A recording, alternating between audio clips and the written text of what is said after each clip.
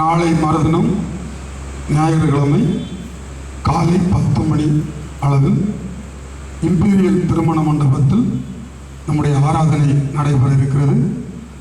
யாவரும் கடந்து வரும்படி அன்போடு கேட்டுக்கொள்கிறோம். மட்டுமல்லாமல் அருகில் இருக்கிறவர்களையும் அழைத்து கொண்டு வர வேண்டும். விசேஷமாய் ஜெபிப்போம். கர்த்தர் உங்களை ஆசீர்வதிப்பார். அடுத்து ஜெபிக்க போகிறார் பாஸ்டர் குணபாலன் அவர்கள். கர்த்தருடைய பரிசுத்தமான நாம் மகிமைப்படுவதாக. இந்த 5ஆம் நாள் கூட்டத்திலும் நாம் அனைவரும் இந்த இடத்தில் கூடி வர நம்முடைய அருமைய இரட்சகர் இயேசுப்பா நமக்கு செய்த கிருபைக்காக அவருக்கே கனமை வீட்டுக்கு உண்டாயிருப்பதாக. கடந்த 4 நாள் கூட்டங்களையும் அவர் நமக்கு ஆசீர்வாதமாக்கி தந்தார், இயற்கை அனுகூலமாக்கி கொடுத்தார்.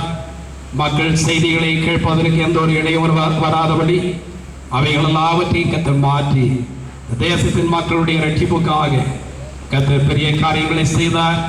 இன்றும் அவர் மாறாதவர். இன்றும் அவருடைய கை குறுகி போகவில்லை. இன்றைக்கும் அவருடைய பலன் குன்றி போகவில்லை. அவருடைய ரட்சிப்பின் வல்லமை இந்த 5ஆவது நாளிலும் அவர் வெளிப்படுத்துவார். அதற்காக நாம் ஜெபிக்க இருக்கிறோம்.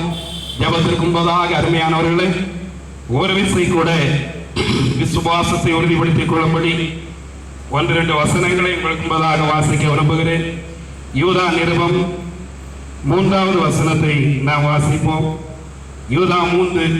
பிரியமானவரே, பொதுவான ரட்சிப்பை குறித்து உங்களுக்கு எழுதும்படி நான் மிகவும் கருத்துள்ளவனாய் இருக்கையில் பரிசுத்தவான்களுக்கு ஒரு விசை ஒப்புவிக்கப்பட்ட விசுவாசத்திற்காக நீங்கள் தைரியமாய் போராட வேண்டும் என்று உங்களுக்கு எழுதி உணர்த்துவதை எனக்கு அவசியமாய் கண்டது.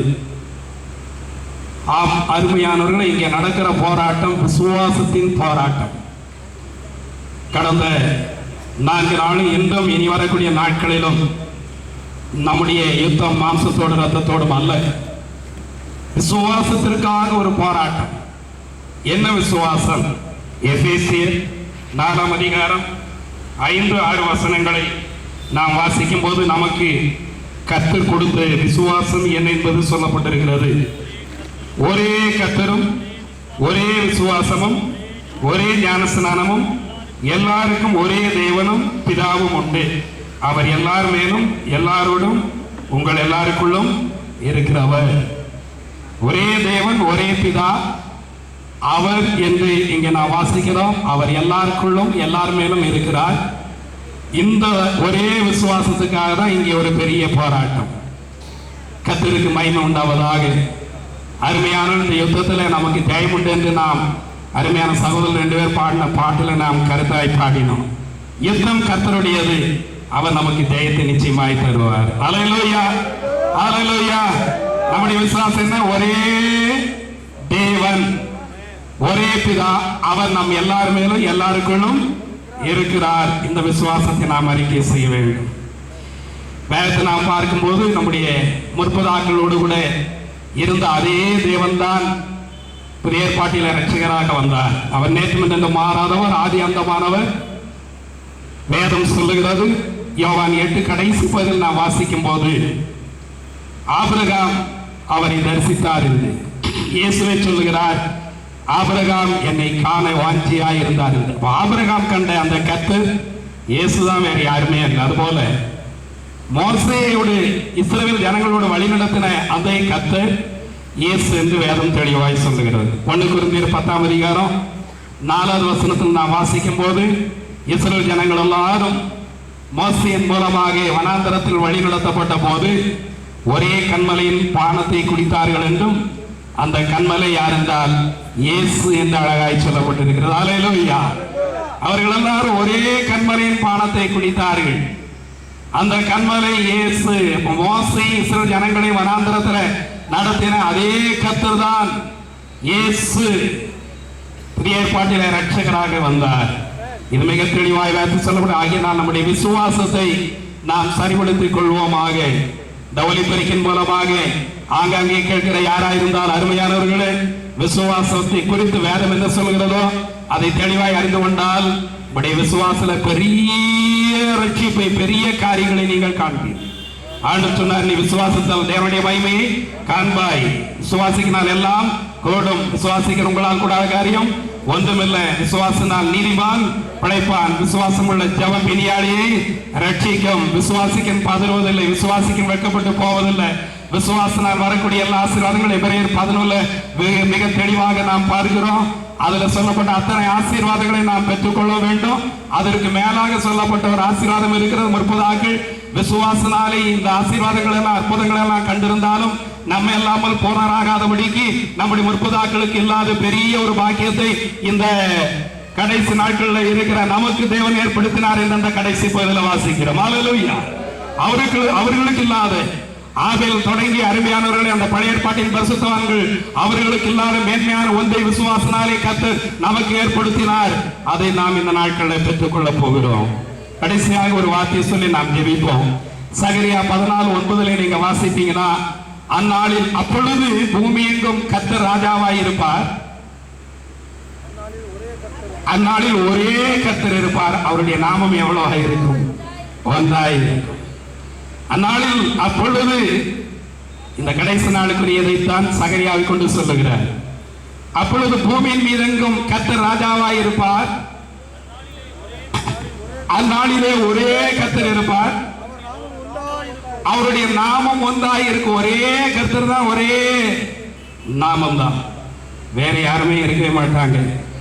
அவர் தான் மனவளனா வரப்போகிறார். அவர் தான் நியாயாதிபதியா வரப்போகிறார். எல்லாம் விவரமாக நாம் கேட்டுக்கொண்டே இருக்கிற அருமையானவர்களே, அருமையான சகோதரன் இன்னும் அழகான வசனங்கள் மூலமாக தெளிவாக பேசுவார். கர்த்தருடைய ஆவியான அவரை பலப்படுத்தும்படி கேட்கிற உள்ளங்கள் கொழுந்து விட்டு எரிந்து கர்த்தருடைய வார்த்தைக்கு கீழ்ப்படியும்படி இப்பொழுது நாம் இருந்த வண்ணமாக கண்களை மூடி அப்பாவுடைய சமூகத்தை நாம் தேடுவோம். அவரை நோக்கி நாம் பார்ப்போம். ஆம், கர்த்தர் நம்மோடு கூட இருக்கிறார். அக்கினியாய் ஆவியாய் இந்த இடத்தில் வாசம் செய்து கொண்டிருக்கிறார். அவருடைய பிரசன்னத்தினாலே நம்மை அவர் கழிவுற பண்ணி கொண்டிருக்கிறார். துதி நடுவில் எழுந்தவர்கள் என கர்த்தர் துதிகளுக்குள் வாசம் பண்ணி அந்த துதியினால் மகிமைப்பட்டு கொண்டிருந்த கர்த்தர் இப்பொழுது வார்த்தை அனுப்பி வார்த்தையின் மூலமாக மகிமைப்பட இருக்கிறார். ஹல்லேலூயா. வார்த்தையாயிருக்கிற தேவன் வெளிப்படுவாராக. வார்த்தையாயிருக்கிற தேவன் மனிதனுடைய உள்ளத்திலே பேசுவாராக. ஆமென். கேட்கிற இருதயங்கள் கடினப்பட்டு போகாதபடி கேட்கிற இருதயங்கள் வார்த்தையினால் விடுதலை பெற்று ஆண்டவன்மாரை ரட்சிக்கப்படுவது நாங்கள் என்ன செய்ய வேண்டும் என்று அந்த அப்போஸ்தலன் பேதுருடைய வார்த்தை கேட்ட ஜனங்கள் சொன்னது போல இந்த நாட்களில் அந்த ரட்சிப்பை குறித்து வாஞ்சிக்க கதற, அந்த ரட்சிப்பை குறித்து தாகம் உள்ளவர்களாய் கர்த்தரை தேட, கர்த்தர் ஆத்துமாக்களுக்குள்ள பலத்த காரியங்களை செய்யும்படி எல்லாரும் ஒருமனப்படுவோம். எல்லாரும் ஒருமனப்படுவாருமையானவர்களே, எல்லாருடைய வாய் திறக்கப்பட வேண்டும். பரத்துக்கு நேராக நம்முடைய ஜெபத்தை கேட்கிற ஜீவனுள்ள தேவனுக்கும் பதிலாக இதயத்தின் சிந்தனைகளை ஆராய்ந்து பார்க்க நம்முடைய கர்த்தருக்கும் பதிலாக ஆமென் நாம் அவரை தேடுவோம். அவரை நோக்கி கூப்பிடுவோம். கர்த்தரை கண்டெடுத்த சமயத்தில் அவரை தேடுவோம். அவர் சமயமாய் இருக்கும் போது அவரை நோக்கி நாம் கூப்பிடுவோம். அவர் சமயமாய் இருக்கிறார். இந்த மைதானத்திலே பரிசுத்த அக்கினியாய் ஆவியாய் ஓலாவிக் கொண்டிருக்கிறார். ஆமென். பேசுகிற நீங்கள் எல்லாம் உங்களுக்கு வாசமாய் இருக்கிற கர்த்தருடைய ஆவியானவரோடு பேசுவார்னு சொன்ன அவருடைய வார்த்தையின்படி பேசுகிற தம்முடைய தாசரை கர்த்தர் வல்லமைப்படுத்தும்படி அதிகாரப்படுத்தும்படி நாம் ஒருமனப்படுவோம். நாம் எல்லாரும் ஜெபிப்போம். ஹல்லேலூயா, ஹல்லேலூயா, ஹல்லேலூயா, ஹல்லேலூயா, ஹல்லேலூயா. இயேசுவே எங்கள் அன்பின் தகப்பனே, பரிசுத்த பிதாவே, ஆசீர்வதிக்கப்பட்ட இந்த நற்செய்தியின் கூட்டங்களில் இந்த 5ஆம் நாளுக்காகவும் நன்றியோடு துதிக்கிறோம். இந்த மாலை வேளைக்காகவும் நன்றியோடு துதிக்கிறோம். கடந்த 4 நாள் கூட்டங்களில் எங்கள் நடுவில் நீர் எழுந்தருளி அப்பா இந்த தேசத்தை உணர்த்தி கொண்டே இருந்து அதற்காகவும் நன்றியோடு துதிக்கிறோம், சோதரிக்கிறோம். இந்த 5ஆம் கூட்டத்திலும் நீர் எங்கள் நடுவில் எழுந்தள்ளி இருக்கிறபடினாலே உம்மை நன்றியோடு துதிக்கிறோம், சோதரிக்கிறோம். உம்முடைய வல்லமை விளங்கு பெட்டியுடன் இந்த இடத்துல அப்பா நீர் எழுந்தள்ளி இருக்கிறபடினால் உம்மை நன்றியோடு துதிக்கிறோம், சோதரிக்கிறோம். இப்பொழுது உம்முடைய வார்த்தை கொடுக்கிற தாசனை நீர் அதிகாரப்படுத்த வேண்டுமாய் ஜெபிக்கிறோம், பலப்படுத்த வேண்டுமாய் ஜெபிக்கிறோம். ஆதி அப்போஸ்தலர் நாட்களில் பேதுருவை நீர் அபிஷேகம் பண்ணின போது அதிகாரத்தோடு 11 பேரோடு கூட எழுந்து நின்று சகோதரமாரே என்று சொல்லி உம்முடைய விடுதலை நற்செய்தி அவர்கள் நடுவில் கூறினது போல இன்றைக்கு உம்முடைய தாசன் மூலமாக உம்முடைய வார்த்தை வெளிப்பட வேண்டுமாய் ஜெபிக்கிறோம். உம்முடைய தாசன் வாய் திறக்கும் போது பேச நீங்கள் அல்ல, உங்களுக்கு வாசவரே பிதாவின் ஆவியானவர் பேசுவார் என்றபடி தேசத்தை உணர்த்தும்படி, மக்கள் விடுதலை ஆகும்படி, மக்கள் ஆசீர்வாதத்தை பெறும்படி ஏசப்பா நீர் பேச வேண்டுமாய் ஜெபிக்கிறோம். உம்முடைய வசனம் ஒரு கால வறுமையாய் சென்று வறுமையாய் திரும்புவதில்லை. நீர் அதை அனுப்புற காரியமாய் அதை வாய்க்கும்படி செய்து ஆமென் உம்மிடத்தில் திரும்ப வந்து நீர் சொல்லி இருக்கிறீர். அப்படியே உம்முடைய வார்த்தையை அனுப்புவீராக.